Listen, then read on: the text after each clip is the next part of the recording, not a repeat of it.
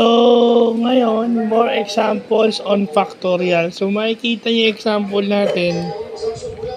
Yung factorial is i-divide mo sa double factorial. So, kung manipulate ka ng factorial at saka double factorial.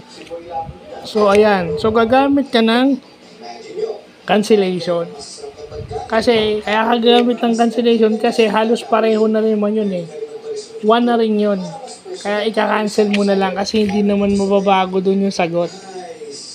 So, kung ano yung matitira, yun na lang ang sagot niya. So, factorials and double factorials combined. So, yun yung magandang natututunan natin. May mga ganun pala tayo, no? Meron pa tayong pag-aaralan maya-maya. May mga special cases pa. So, yun yung maganda. May mga bago, may mga dugtong, no?